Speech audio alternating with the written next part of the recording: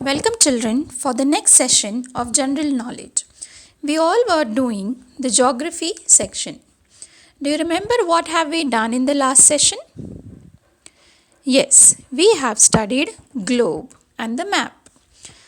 Globe, which is a replica of the earth, and we know that how it was made by using some imaginary lines which we have studied as longitudes and latitudes.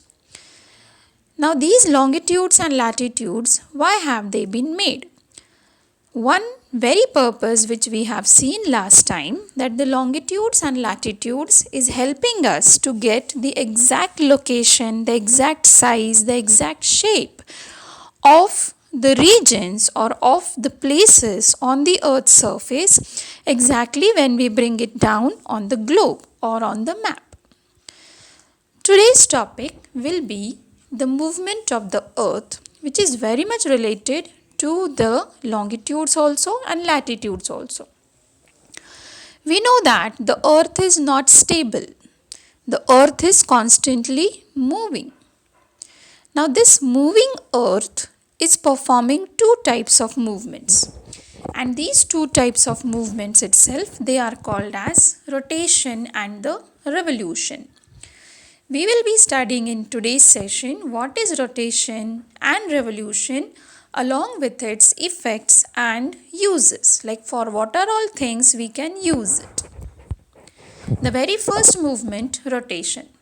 Earth's rotation is the rotation of the planet Earth around its own axis, around itself. That means if you just move around yourself, it is rotation. Let's see. This is what is the axis. Axis, it means the line which is passing from the center and then it moves around itself. You must be knowing your cycle wheels and all. How do they move? They move around itself and there is an axis in the center. So around that axis only they move. Similarly, you are having the earth. It is rotating around itself on its axis. Earth always move in one direction and that direction is it moves from west to east.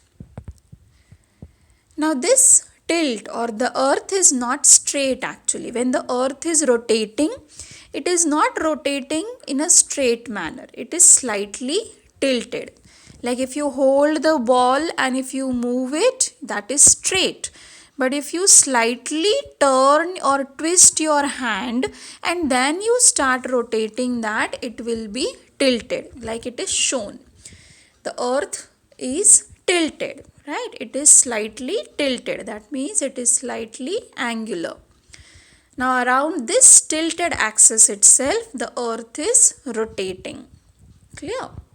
Now this is what is the movement of the earth's rotation. You will see it is moving around itself, right?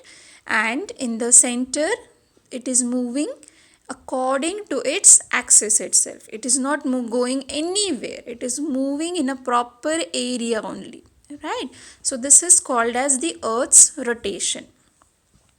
Now what might be the effect of such kind of movement? You will find that one side of the earth due to rotation is coming as a daylight, whereas the another side is getting the night.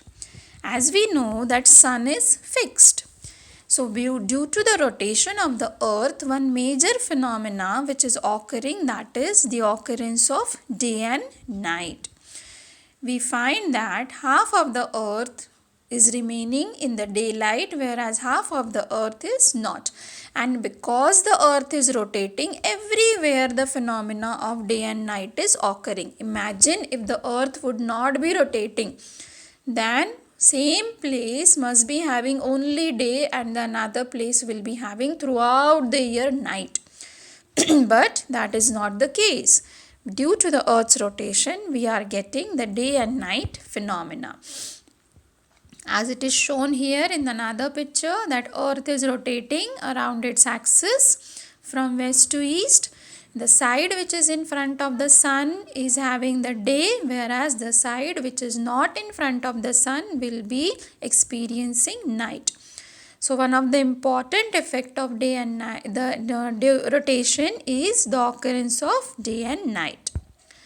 Another effect, we know that earth we have divided by imaginary lines, and these are called as longitudes, or we also call them as the meridians.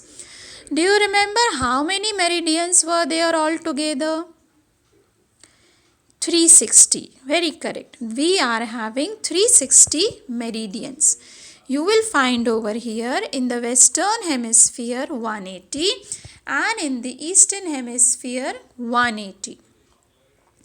Now how is the earth rotating? The earth is rotating from west to east. That means the eastern side.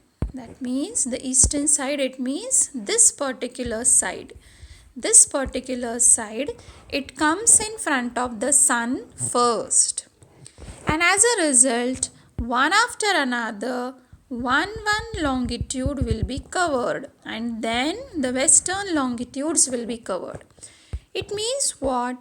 That the longitude one by one they will be passing in front from the sun. Like suppose if you have this side the sun, then earth's every part, every longitude will be in front of the sun within a day. Now why a day? Let's see. There are altogether 360 longitudes. You know how much time the one longitude takes to cross? Like earth we have seen how it is rotating. Now when the earth is rotating, what is the speed? Now speed we will not see in actual figures, we will see longitude wise. One longitude takes 4 minutes. So 360 longitudes, how much time will it take? It will take 1440 minutes. And if I want to divide those 1440 minutes into hours, what will I do? I will divide it by the 60, because 60 minutes makes the 1 hour. And I get 24 hours. So in order to complete one rotation, how much time the earth is taking? 24 hours. And within 24 hours itself, we get day also and night also. Likewise, one rotation earth completes in one complete day, 24 hours. Now accordingly, the time will also be decided.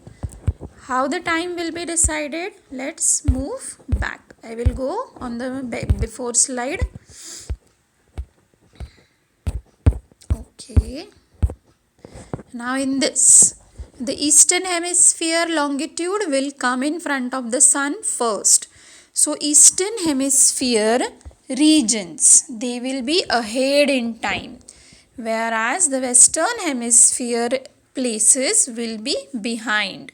Like one very good example I would like to give you, India, we follow one proper time. Like for example, whatever is the time right now in our watches, same time will not be there at present in other countries. If the country is in backside, that means the western hemisphere, it will be behind. Like we have London, right? London is behind in time. How much behind it is? 5.5 hours behind, right? So India is having a proper timing, a particular time than 5.5 hours behind London is. Clear? So likewise, the timings are different at different places, and what helps to calculate these timings? It is the longitudes, the meridians, which help us to count the time. Likewise, we are having 1 hour differences they have made, and every longitude they have made not of like 4 minutes globes they are not showing. Generally what happens when you see a globe, you will not see all the 360 longitudes made on that. They generally don't make all the 360 longitudes. They make the longitudes with the division of 1 hour.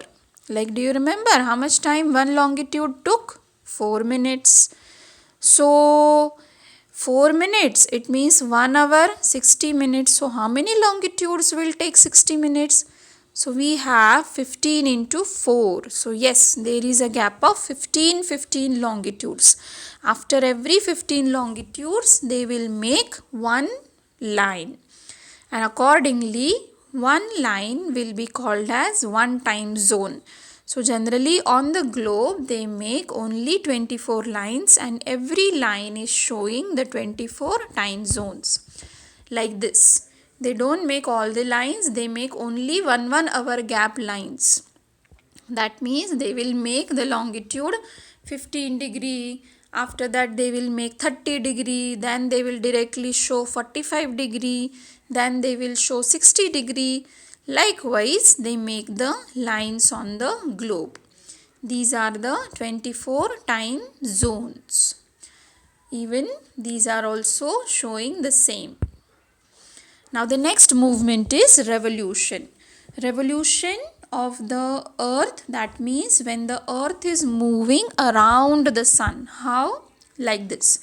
Sun is in the center and earth is rotating around the sun. Now that is not exactly a circle, it is like a oval, like an egg shape. Egg, it is elongated in the center and then it is like a bottom, it is flattened from the middle portion. So same way the earth is rotating around the sun. And because of this only revolution, what is the effect of revolution? We get seasons, right? While rotating, the earth is very close to the sun, we will experience summer. In some other position, we experience winter when the earth is away from the sun. Then we also experience rainy season and the other seasons, spring seasons and autumn season also. So likewise, due to the earth's revolution, the earth regions, they experience seasons. Here they have shown that how earth takes various positions. And due to these positions, we get the seasons. I will not be discussing all these things in detail because this is only for general knowledge for now to us. When you will be entering into 6th standard next year, you will be studying all these concepts as a part of your geography textbook, where you will get all the details. Now it is just for knowledge sake that revolutions, they bring season, whereas rotation tells us the timings, and due to rotation the day and night occurs. Thank you, children.